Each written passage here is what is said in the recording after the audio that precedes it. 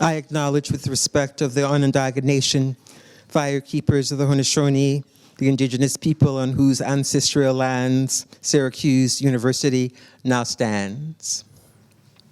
So welcome this afternoon to the first part one of Monumental Concerns.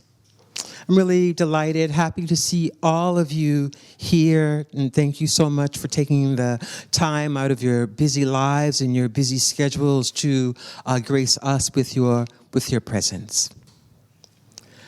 I've known, and I've been thinking through photographing monuments and memorials in one form or fashion now for over 35 to 40 years. I've made some of the first photographs of monuments, both at Gettysburg and in Paris, maybe in about 1995, 94. Very long time ago, while I was searching for something else. And I knew that monuments and the way in which we thought about monuments would become very important. I've always loved them. I love monuments of all sizes, shapes, styles, for all kinds of reasons. I love their craftsmanship and the way in which they're constructed. I think about the people who made them, pouring all of that energy and effort into bronze, into things that become static, frozen, fixed, and carry meaning and weight some of us deeply disagree with, some of us in some way embrace. But we now know that we are dealing with contested sites of memory, contested sites of memorial, and that we are perhaps in one of the most difficult moments, again, in our nation's history. We have an extraordinary history. I keep thinking of us as evolving towards our humanity. We haven't gotten there quite yet. We're still crawling towards that. In thinking about it, I decided that it would be very important to hear from a few people. Our guest today, Hank Willis, who I've known since he was really before he was a child, when he was still a thought, because his mother is my best friend. I gave her actually her very first exhibition, and she was pregnant with him at the time. So it's a long history. I've known Eric for a number of years as well. I met them when they started, of course. I met Eric when they started the Four Freedoms Collective, and I thought that it would be very important to hear from two contemporary thinkers that are really on the case, thinking about this in some deep and complicated ways. And then, of course, there's Doug Dubois, who I've known for another 30 years, I believe. I met him when he was a graduate student at the San Francisco Institute of the Arts. And I was a visiting guest in his classroom, and we became friends that very day, that very evening, and we've remained friends ever since. And he'll be introducing Hank and Eric shortly. So I'm not going to take up too much time. I wanted you to know, for all of you that are interested, we do have some of our other speakers here this afternoon with us, and I'm really excited about that. I'm excited that Melissa is here, who has been so instrumental in this project, and you'll hear more from Melissa tomorrow, as well as Miranda, who's just been a force in getting all of this together and pulling people together, because no matter what, pulling this stuff off and doing this kind of work takes an enormous amount of time. So we'll be here this evening. Following this, there'll be a reception next door at the museum. Hello, Idris, it's lovely to see you. Following is a small reception next door. We'll continue the conversation there. And then tomorrow, starting at around, our first conversations are tomorrow at 8:45 in Watson Theater, which is in the Robert B. Minshall Media Center on Waverly Avenue, next to Lightwork. And we'll be there from 8:35 tomorrow, or 8:45 tomorrow until about 5:30. And I hope that you'll be able to join us, because that's when the vast majority of our presenters will be speaking. So that, again, starts tomorrow morning. It should be very exciting. I'm really very much looking forward to these amazing speakers. And of course, here's the program that has their bios as well. So you can check it out there for more information. And without further ado, I will introduce to you the fabulous Doug Dubois. Thank you, Doug.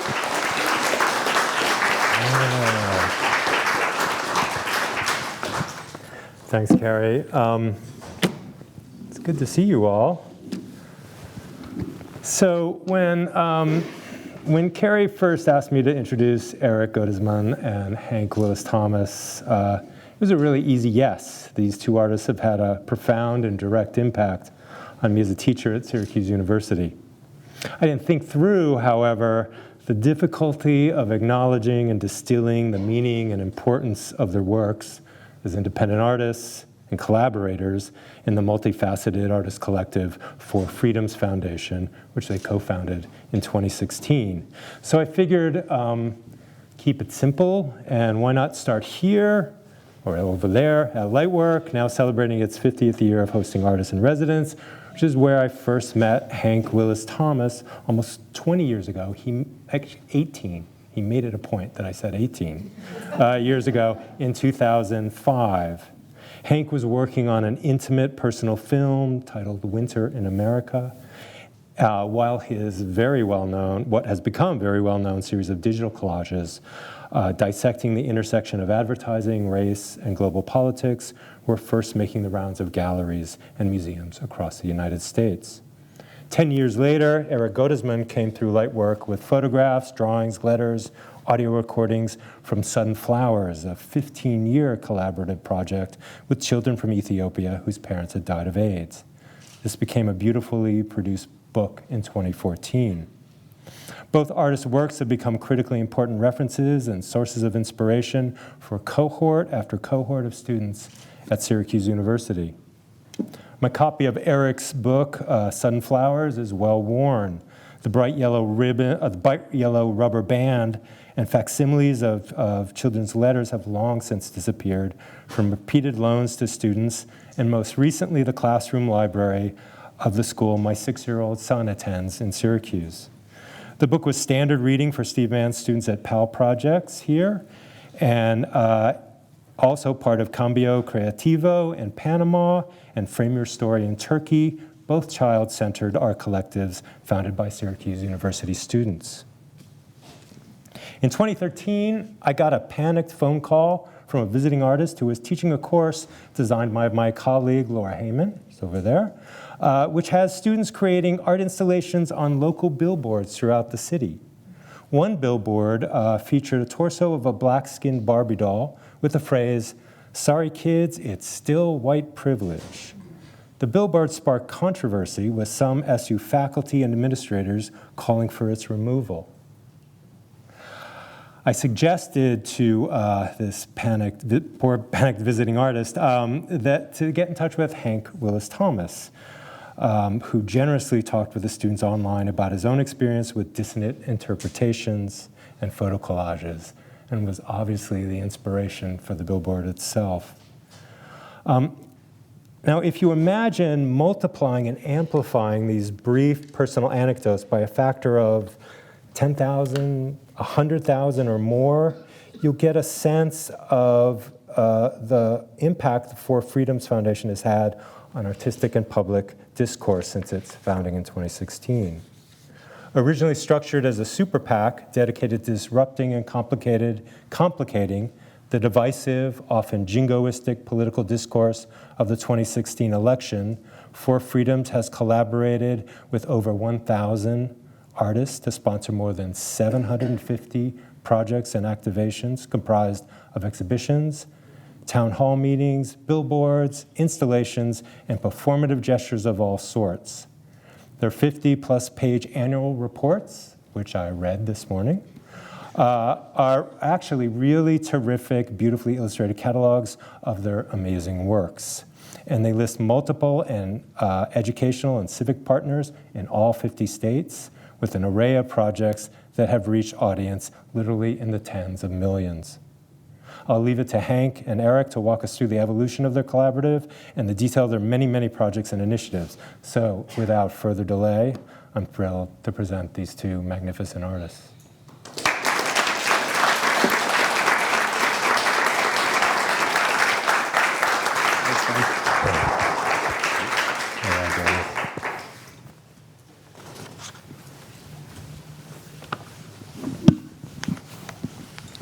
Hi. I know I did. So great to be back. Yes, it is. Doug, thank you for that amazing intro. It's very heartening to hear that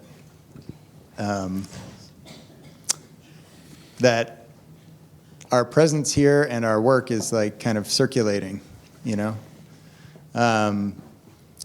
Thank you, Carrie Mae, Yes. for being who you are and the incredible, tireless, and when I say tireless, it's like you always have more energy to do something else that enlightens, informs, elevates others, while also making so much incredible work.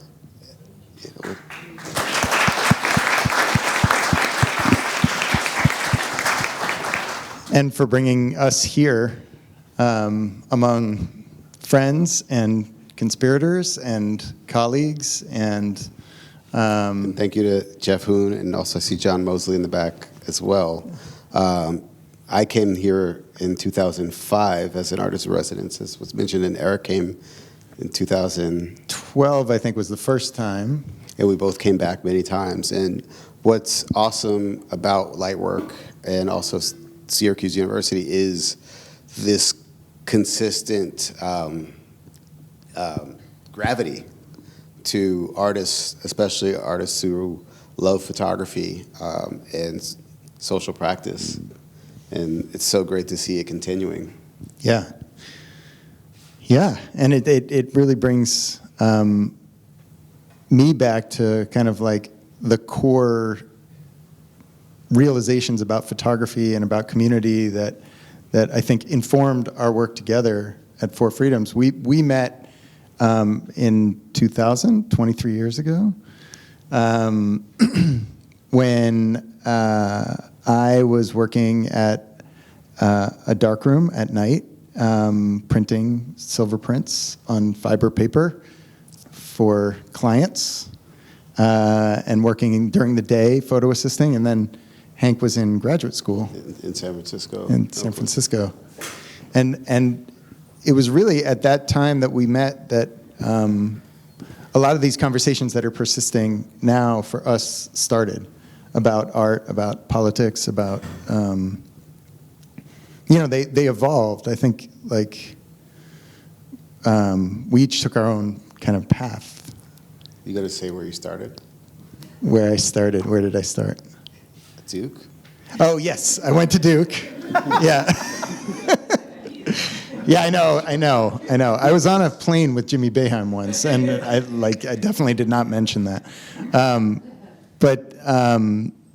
Yeah, I went to Duke University. I didn't study art at all. I didn't plan to be an artist. I was planning to go to law school, and I thought I might, go into politics or civic life in some way.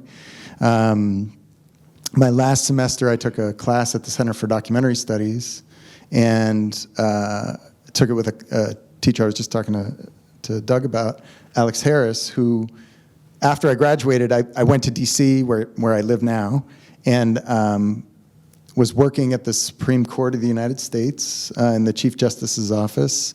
And Alex called me about a year out from college and said, hey, would you like to go on a fellowship? You can go to one of 4 places. You can go to South Africa, Guatemala, Philadelphia, or Ethiopia. And and I ended up going to Ethiopia, a place I knew very little about, and ended up spending 20 years of my life really invested in making work there and in making a life there. I met my wife there, and that was that led me into what I think of as like my art practice, but also a political practice. Hank sees somebody. John Mannion. John Mannion. I said Mosley. I was going to correct you, but Thank you. yeah.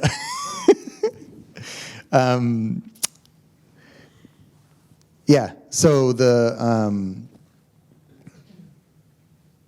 anyway, I forgot what I was saying. You were talking about Ethiopia being an integral part of your life. Yes, and I talking about I collaboration. Yes, thank you. And I was very interested in the idea that with a camera, there creates a power dynamic that is temporal. Sometimes it's over a long period of time. Sometimes it's a fraction of a second.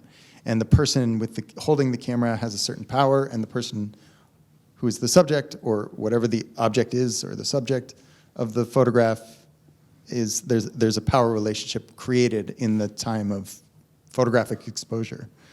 And I was interested in twisting that and subverting that existing power dynamic. And so that led me to collaboration, which led me to a series of projects in Ethiopia and other places around the world, in the Middle East, in northern Canada, and eventually back to the United States to work on local political campaigns, including my father's local political campaign in New Hampshire, which we won by 100 votes, 137 votes actually, to be exact. And it was after that, pretty soon after that. I mean, Hank and I met during that time in San Francisco, and it was after that, about a decade into our friendship, that I was like, hey, maybe politics, directly engaging in politics could be an art form, could be a medium for us to be making art within. And I wanted Eric to talk about that, because I think of him as a photographer, and the fact that he came to photography through history, through his desire to get to know people after working on Capitol Hill. I came to photography. I came into photography through my mother, Deborah Willis, who is an amazing person, but also an art historian and a curator and an artist, and a dear friend of Carrie Mae. And I had no choice. Like, I don't recall a moment where photography as a creative medium was not something that I was contending with. And I'm remembering for some reason this experience in 1991 in Atlanta, or was it 1990? 1990. What was that? For the National Black Arts Festival. And being with Carrie Mae and Christian Walker. Yes. And all the artists I knew were kind of like cowboys. They were like out there, like, because everyone, almost everyone, like, there's a job and a certain kind of responsibilities. Like, I'm out here doing this. And like I could have never imagined when I was at that time, 14 years old, that what you were doing would be something that I would be doing, inspired by you in large part. And thinking about Idris Brewster, who I met when you were in high school, or like probably around that time, and seeing that now, Carrie, I just love that, like, that you've inspired me, and I know that I'm telling myself that I was an inspiration to you at some point. And this kind of generational conversation, and I was talking to Doug about his connection with Jim Goldberg, and there's something that I love about being an artist, which is, at the core of it, it's about being inspired, and when I'm inspired, I am inspiring. Like, there's an essence of inspiration, right? That when someone sees another person's work, a part of our essence is going to them. And so I grew up with all of these incredible inspirations, not being grateful at all. And I went to Duke Ellington School for the Arts in D.C. I was in the Museum Studies program, which is the laughingstock of any arts high school. And then I begrudgingly went to NYU and studied photography and Africana studies. And I went there on academic probation. And my mom was like, I want to go there. I don't want to go to art school. All my mom's friends were broke. And I thought I wanted something else. And then I went there for 4 years and graduated. I was out. I worked in film and television as an assistant. I had no ambition. And one Christmas, my mom was like, well, there's grad school, and you don't have to pay back your loans then. And so I applied to CCA, California College of the Arts and Crafts was the name of my school. And I went there. I chose that because it had a dumb name. And I thought that, why not? And I say all this to say, I just literally, so then I was supposed to be there for 2 years. I was there for 4 years because I kept coming up with majors so I didn't have to pay back my loans. And I met you along the way. And I remember Eric started to do these salons with Jessica Ingram and Bayate Ross-Smith and other Bay Area photographers. And they were just coming around the show work. And I remember having my MFA thesis show coming up and not knowing, it was 2 or 3 weeks beforehand, and I didn't know what to do. And it was in your house that we decided that I should put my work, which were photographs, out almost as public art. I made billboards, basically, for my show and put them outside. And people didn't know it was part of the show because I didn't have a label because I was too late, and it was outside of the building. But I really think about how now, 10 years later, we would be making billboards. And this discourse, and I remember seeing images that you made in Ethiopia that were these banners that were outside. And there's something about taking photography outside of the gallery, which meant it could do more in a way. And I think maybe we should start talking about Four Freedoms. Yeah. I was going to say, Yeah. Sorry. No, go. But I wound up at 30 years old realizing that I had been following my mother's footsteps. And that was really the moment when I became an artist. I never thought about making a career as an artist. I never thought about being successful. It's not working. But what's been wonderful is recognizing how following my own kind of instincts, which sometimes were really uninformed, could lead me to do things that I could never have imagined, that I hope other people will think I meant all along. And so when Eric approached me in 2012 or something about maybe we can run you as a candidate, as an art project. And I was like, I'm not going to be your joke. He's like, why don't we run you as a candidate? And then we went back and forth, and we started. And then I remember that I'd had an idea for a series of photographs that I'd wanted to do that were inspired by FDR's Four Freedom speech, where he said everyone was entitled to four basic freedoms: freedom of speech, freedom of worship, and freedom from fear, and freedom from want. And then the Norman Rockwell paintings that he made, inspired by those statements, which basically became American propaganda in the 1940s. But that propaganda largely did not include anybody who looked like me or had a cultural background like yours. And we thought that it was I thought it'd be cool to try to remake a portrait of Americana through a 21st century lens. Yeah, and this was kind of the kernel of the idea of what we could do if we started something that was artists performing this political function. And we really did think it was a performance at first. So we did things that dress up in suits and look like political operatives. And we started an actual super PAC. Learned, talked to a lot of lawyers about what super PACs do and what they don't do. But at the core of it was us as artists trying to play in public space and figure out what we could do to appropriate these ideas of what political action is, if we were doing it in a creative way. So part of what we did was, we had an exhibition at Jack Shaman Gallery in 2016 that Carrie was a part of, and we turned a lot of the images into billboards that were at that time in 10 different states.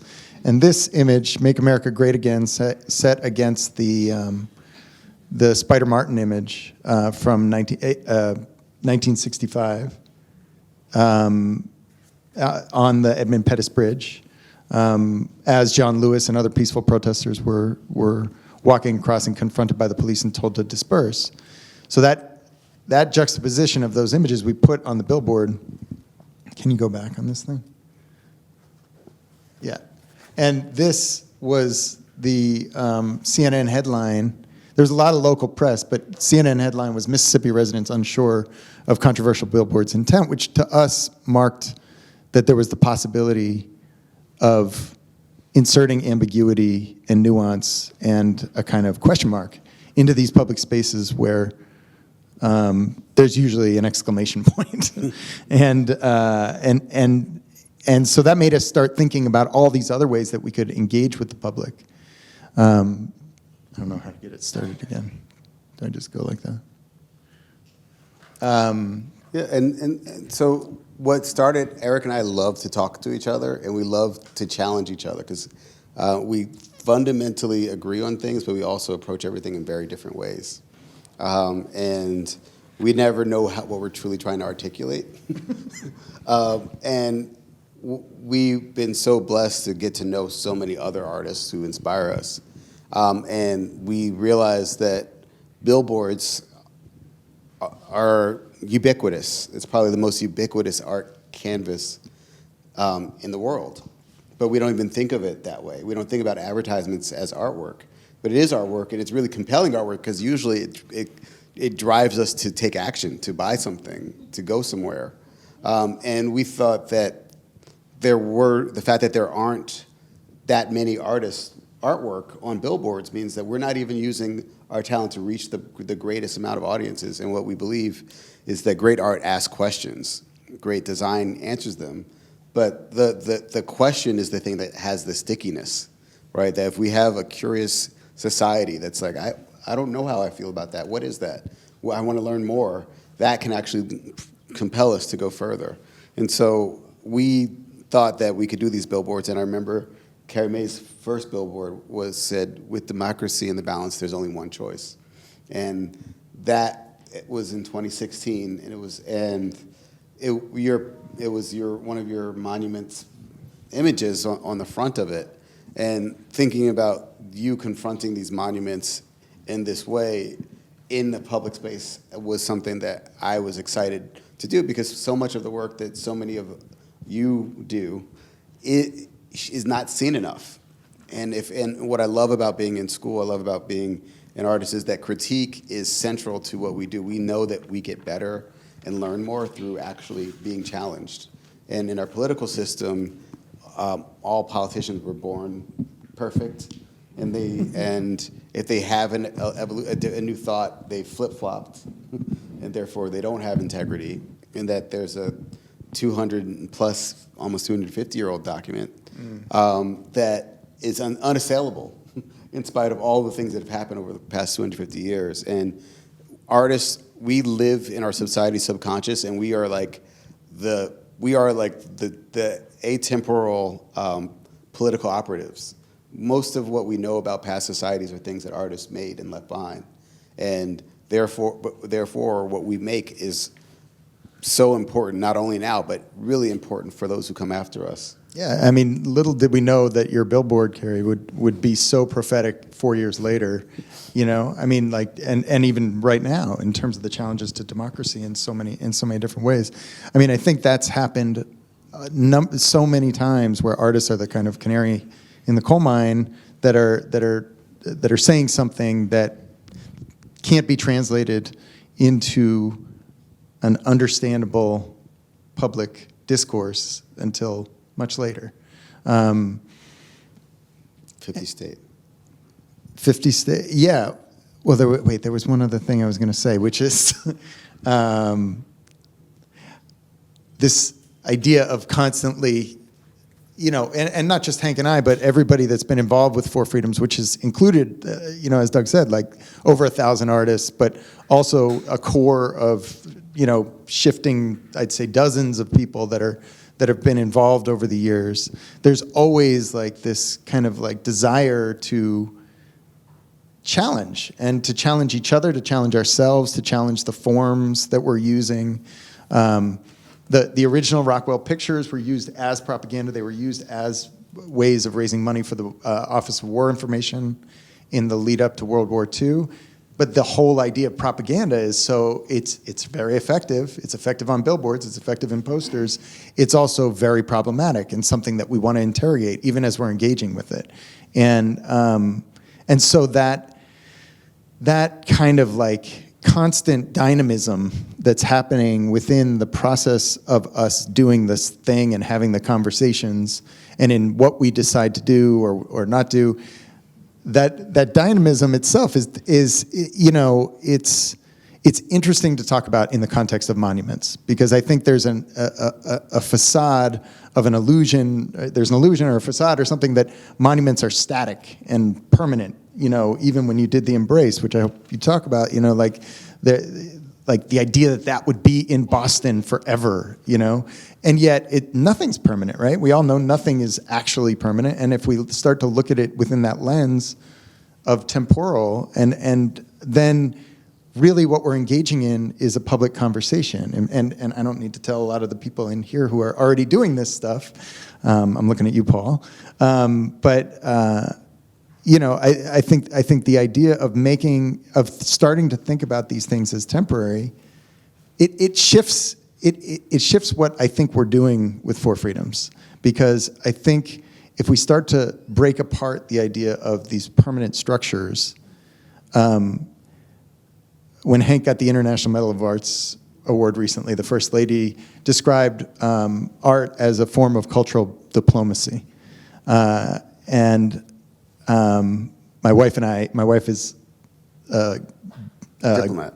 A diplomat, basically, a Biden appointee, and we were talking about the derivation of the word diplomat, and I didn't know this, but diploma is it's a folded object, and so the idea of diplomacy as a kind of, it's cool. I mean, it was a diploma. It was a folded object, like a piece of paper that could be given by princes so that you had passage. So it gave you license to go from one place to another. And I think that idea of movement to me is also an interesting lens to think about what monuments can do, what function they are actually serving. But yeah. Well, and what's been fun with Four Freedoms was that we didn't know what we were doing when we got started. We just thought that it would be cool to have a super PAC.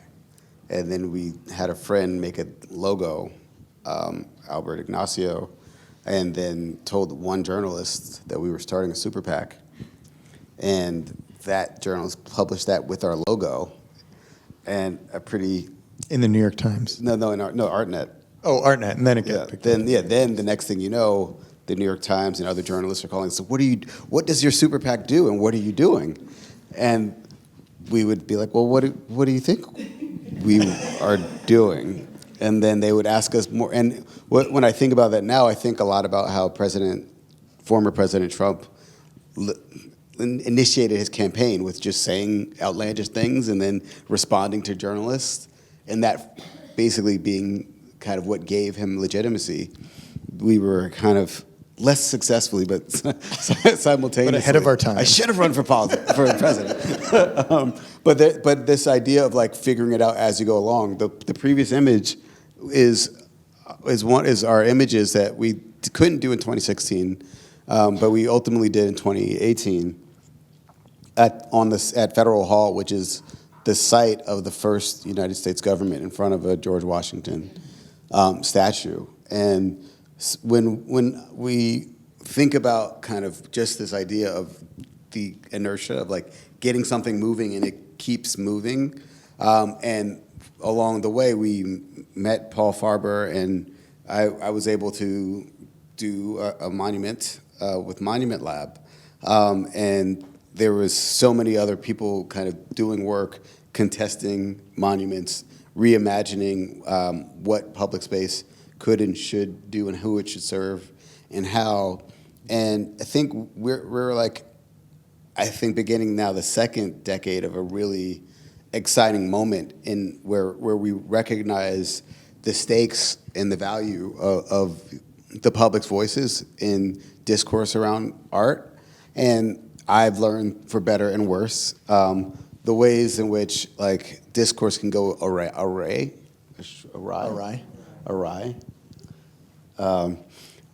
through also media manipulation. For instance, with the Embrace sculpture, which is a monument to Dr. Martin Luther King and Coretta Scott King. It's a monument to love, this kind of infinite loop of love that they manifested, that many of us all of us are living in the legacy of. And it's really a nod to this notion of the beloved community, this idea of a society that is not perfect, but also willing to challenge itself to become better through love and grace and dignity that I believe is still possible. And someone posted a picture of my sculpture behind a fence, which I told the mayor's office to take down, and saw something lewd. And the conversation around their story got usurped by some relatively funny Comedy Central and memes. But at the same time, I'd had this great benefit of being there for the opening and being there with Martin Luther King III and their granddaughter, Yolanda King, who looked through the portal in the middle, the oculus in the middle of the sculpture. It's like, I feel like my grandparents are looking down on me. I feel like it's a portal. And then all the people who were there in public, like, loving it. The Republican governor, their successor, the Democratic governor, the mayors, all this, where everyone was so excited about it. And recognizing the difference between like the real world and the social media world, and the way in which, for me, because people were coming up to me like, "Oh, I'm so sorry about what happened with your monument." I'm like, "What happened?" "Oh, I didn't read the news. I guess I messed up according to the news." But then, and also recognizing then, because what happened in that context is people were like, "Well, the only thing that they could compare my sculpture to was like the Statue of Liberty, which was not appreciated immediately when it came, the Vietnam War Memorial and the Eiffel Tower." And I'm like, "Wait, that's all you can compare it to?" And I know that really is a result. And so while we had the Embrace up, we also did programs at multiple museums. We did exhibitions. And I think what we've realized is that, like, there's the elasticity of Four Freedoms is that, like, Eric can be doing work in Canada and I can be doing work in DC, and whatever Michelle or Claudia or Wyatt, our original founders, but even other collaborators like Michelle Pred or Gina Belafonte are doing. And also when your COVID project, was something that we were able to support putting in Times Square, and that, like, it's really one big. It's not an organization. It was never meant to be an organization. It was meant to be a call to artists to kind of reframe their work, because when you say something is art, it implies there's something at stake. But when you say say art is political, it implies that there's something at stake, and that when you just call it art, people are unwilling to engage in it. And hopefully you can talk about this project. Yeah. There's so many things that come up that Skip all that. Just on that last point, I mean, like, I think what happened during the Embrace weekend was such a feeling of warmth and community in public. It was really an expression of public love. To be there was so different, and that difference between the reality and the image, you know, both of us being trained as photographers, I think is something that we're especially attuned to, and I think has become part of how we're engaging, and we're always looking for that real community, that real feeling. It ties into this book. I know, and it was a great segue, perfect segue. This is a collaboration that I've been making in Ethiopia over the last 10 years with an author who was, he had written, his name's Balu Girma, he had written 6 novels, and the 6th novel that he had written is called Oromai.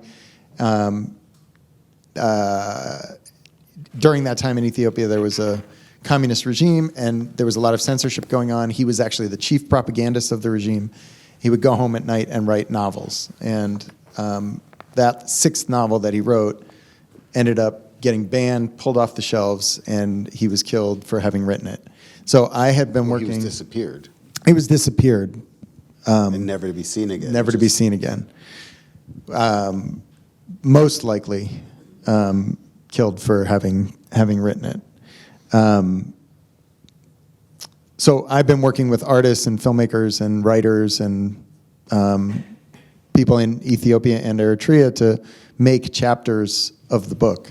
Sometimes they look like illustrations of the book or imagined illustrations of his life. And then sometimes they're workshops where we're talking about Balu Girma's literature or modernist Ethiopian literature or other forms of literature in Ethiopia or I've done this in Cuba, I've done this here in the United States. And the workshops kind of result in these, what I think of as translations of the book. Or transliterations, I should say, changing it from one form of language to another. And so for me, this is another collaborative project in Lebanon, where my mother's family's from, which I worked on for a while, but I've been teaching in workshops there. For me, teaching has always been a form of engaging in public as well. In a way, you know, I've taught in formal institutions. I've been liberated from them for a year and a half. But I still think of teaching as being that another form of shaping the conversation. In this case, this was working with a group of kids to make these, I don't know, maybe these are little monuments. I think so.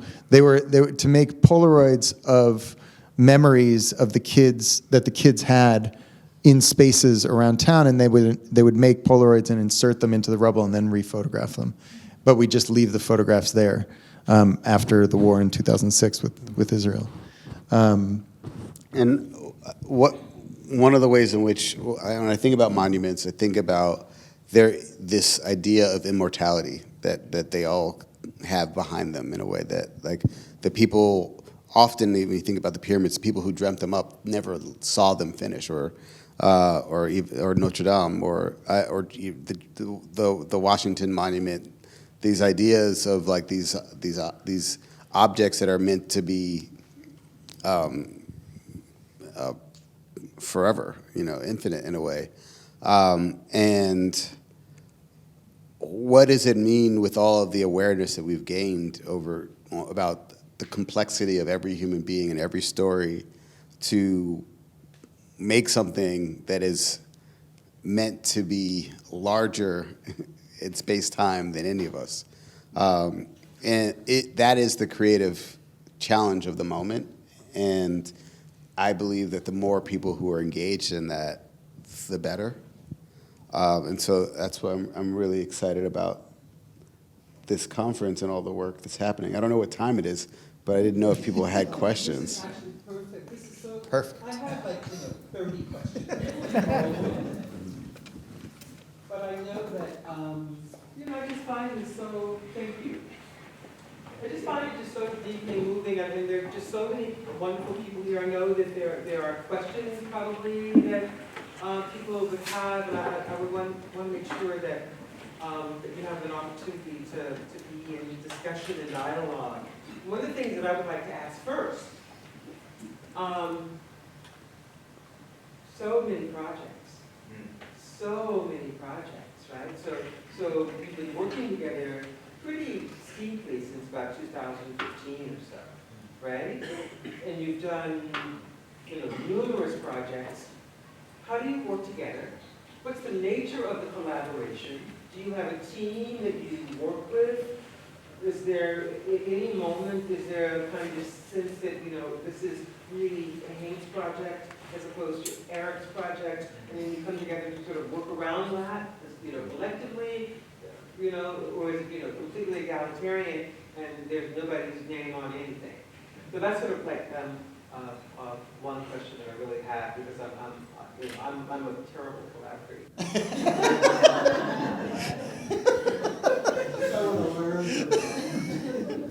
Your vision is too good. Well, one of the things we have is multiple strong women who don't listen to us. And that's why it's a collaboration, because Eric and I are not stronger than, Michelle or Claudia, who are two of the major leaders of the organization now. And because we also have very strong mothers. And so this... And wives. And wives, oh yeah. This inheritance of like this wisdom of like people, like we got great ideas, Eric and I, a lot of great ideas. And we could talk about our ideas to each other all day. And then sometimes people are like, so but are we going to do this? Or, I remember Sharon Hoffman, one of our early supporters, calling us and be like, I'm tired of hearing you guys talk about this super PAC thing. Are you going to do it or not? And basically us getting started because of that. And it's often, early on, one of the struggles was that it was like framed as Hank's project, and then it was Eric it was like a Batman and Robin thing, and then Wyatt, another one of our co-founders, was like out of the box, and Michelle was seen as assistant, and there was never, and then we've kind of navigated this inability for our society to think about there being like multiple auteurs, like literally because we have so many strong personalities, it is a hive mind. So like I'll get pulled directions I definitely don't want to go in. But it's hard. I mean, like it's really, I think collaboration is like super hard, and I think it's hard for different reasons. Like when we started this, you didn't have any kids. I just had one kid. Now we both have two kids, and I've had teaching jobs that have come and gone. Hank's career has just expanded.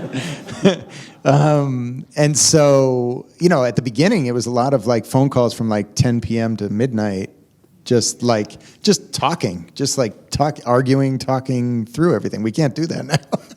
We got to get up every morning. But we learn a lot through failure. Yeah, we've failed a lot in many ways. In part because we also weren't built to. We had to bring in a lot of people to help us run an organization, because this was an artist project, And also, I would say that like another big thing that's kind of unraveled through the project, but I think more at the beginning, it was harder. I'd say for me to separate, authorship or ownership of ideas from how the public perceived it. You know what I mean? And that, because I think like as an artist, you get valued because you're seen as being like having come up with something, right? And sometimes it wasn't for me, because like I'd get credits for stuff that I didn't even know about. Yeah, and sometimes it was stuff I didn't want credit for. Yeah. So it's like that was a challenge to let go. But I think like ultimately the realization that the whole point of the project is to like value the collective possibilities. Ultimately, people see that and kind of and one of the things get that on board. Eric did early in 2017, we did a residency at MoMA PS1, and we had this. We learned that what we think about as modern art, like there's some sculptures outside that I'm sure many of us have pondered, and that it's not a coincidence that the Museum of Modern Art in the 1930s, 40s, and 50s had literally a propaganda machine where they would lease out exhibitions to museums in Grand Rapids and Lawrence, Kansas, and Tacoma, Washington. And they were proselytizing modern art. And that's why you see these amazing connections there, but we also know now that the CIA also had an agenda in showing, using abstract expressionism as the ultimate kind of a version of like American kind of diplomacy where like anything is art, anything. And Eric thought that maybe we should actually try to do that again. And so the 50 State Initiative was really that we were like, why don't we just call up every museum we know and everyone who works at a college or university we know, and then just start to like do Four Freedoms and like make a space where the fertile ground for a political discourse in art. And I don't think we were the main drivers of it, but we do feel like it kind of created a lot of space, especially within institutions, to do things that they wouldn't have done before. Yeah, and the pandemic kind of interrupted it, but I think that was like a infrastructure that we were recognizing already existed. I'm taking his mic. Because I'm assuming that there are probably some questions, so you guys will share. And are there hands? Okay. Cal. Hi. One thing that came up in just watching the slides and seeing some works that I'd seen before is about time. What's the role of time, temporality, what comes, what goes? You're not making big granite things. Right. So what role does that play in your thinking? A lot. A big role. I mean, I think being able to be visionary, but also responsive to what was happening at certain moments was really important, even if what was created out of those moments would have a different resonance in other moments. I think that was a big part of it. I think part of it, too, overlapped with this conversation about rethinking monuments and kind of like pulling down the idea that those also weren't temporal. Like there was an illusion that those were not temporal, that those were just permanent fixtures, right? And it I think now we've all come to realize better that that's not the case. So I think we are not. Yeah, I think there's it's a palette of tools that you can use within how long a temporal moment you're using. But like I think the shorter ones, I mean, Paul Farber in Monument Lab I'm sure you'll talk about what you did on the mall, but it was amazing to see like a moment in relationship to what we consider to be these canonical, permanent-ish type things, right? So do you have a sense of like how you like determine whether or not a project has been successful and successfully received by a public, and that are there instances where the sites have also been seriously contested? Not for instance, with the Embrace, as Hank talked about earlier, but any other issues around how these pieces have been perceived and received by the public? Well, I mean, the biggest one I think would have been probably for the Make America Great Again billboard. Well, when I think about success, I think it's like, oh, we did that. Like anytime that it got done, especially we had the background story. This moment right here with Cheryl Rowland in one of our first opportunities that we created was at the Cleveland MoCA. The women behind him were in green were incarcerated, but we dreamt up in our Freedom from Want town hall a freedom of worship town hall. We decided we were going to do town halls around each of these 4 freedoms, and there was a freedom of worship town hall where there was an imam, someone teaching in like a Lutheran church. All of these people doing this town hall at Cleveland Mocha, and somehow it was decided that it would be catered by people who were incarcerated, and so these women who were with the sheriff with the big gun behind them were like working this event, but also wound up participating and speaking in the event. And that was a really powerful thing to witness, like talking about incarceration with an artist who was wrongly incarcerated, using his practice as a gateway into it, but then having people who are literally carted, like who are shunned from society, be engaged in this creative process. That like maybe there was 400 people there, but like that was success.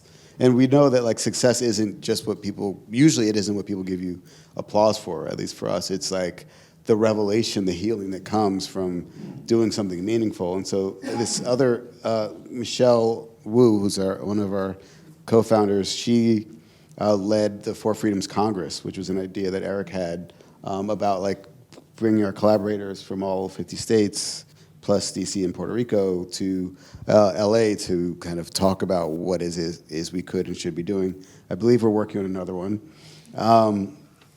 And it was, and you do this like 4 times a year. I don't know how you do it. But like, it was also just like, we could see each other. And like, that was success. And so like, for some reason, like the validation of like being able to raise money or being able to put something out that's really big and cool is not, like, we've actually done a terrible job at our annual reports. We haven't done the 22 and 21 one, or we're still working on it. It's almost done. But it's because we love the next thing. Like, we love being able to have access and talk to artists who we admire. And like, anytime someone says yes, like you came by my studio in 2020 and gave this speech about play. Carrie Mae said something that I'll never forget, many things. But she said there's a lot of room for seriousness in play, but not a lot of room for play and seriousness. And this idea of needing to kind of stay in a state of play in order for us to be creative is really, that's basically our motto. Thank you both for your inspiring work. I love the ways in which it is in dialogue with a broader sense of democracy. And as someone who thinks a lot about the current state of our democracy and how fractured and fragmented it is, one of the ways I think about this is in the inability to imagine the possibility of a shared future. And it feels to me that you all are opening up a sense of public that leans us in that direction. Ooh. That's nice. I mean, we've been having this debate about whether there's an agenda to our work, and I think there is. I just don't think we've articulated what it is yet, but I think it has something to do with that. Hank thinks there's no agenda to our work. That's it. So it's nice to have you both back here in Syracuse kicking off this important discussion. So, one of my favorite phrases is an African proverb. It says, until lions have historians, tales of hunting will always glorify the hunter. And so when we look at, the historical sort of march of monuments, and, that they've been erected, by the people who have won the wars, who won the elections, who won the hearts and minds of people. And recently, that has been changing, where monuments have been coming down, and I'm sure that, a lot of that will be discussed, tomorrow. And it seems to me a very sort of interesting dynamic where we have, this groundswell of progress of taking down, monuments to, Confederate generals and murderers and slave traders. At the same time, we have, our politics going in a different direction altogether.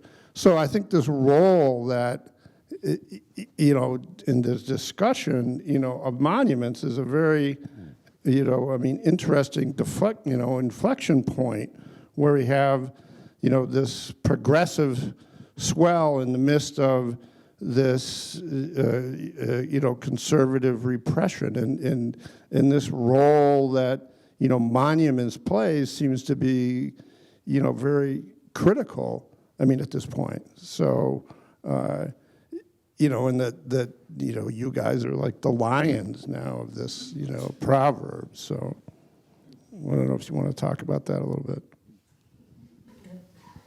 I'll give it to Hank, but there's an Ethiopian proverb that says, a spider web can catch a lion.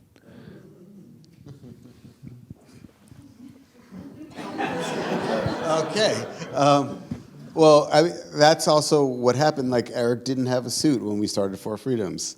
And him being able to perform whiteness and being able to wear a suit gave us, then we can be hunters, right? And there is a way in which we were really, as Eric said, we were performing, right? And so, like, he did go to Duke and he went to Andover. And so he speaks the language of power, right? Even though probably backwards. I think that there's an audacity to that we could both perform partially because we have found ourselves in many places we didn't belong, and recognizing that the people who have the power rarely know much more than any of the rest of us, which is becoming more and more apparent. We realize that if they're just doing it, we might as well do it as well. And the great thing about an artist's practice and working with other artists is that they are comfortable with the complexity. And so I hope that, thank you for lionizing us. And thank you. Thank you both so much. Let's have a round of applause. Eric and Hank, thank you so much. It's a real gift, a real pleasure to have you here.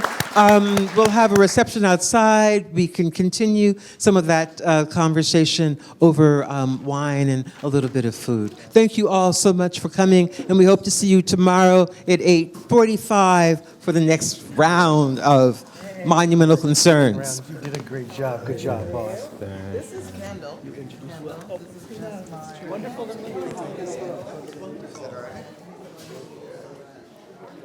Yeah, I'm the creepy one. You can just tell. You didn't need to control that.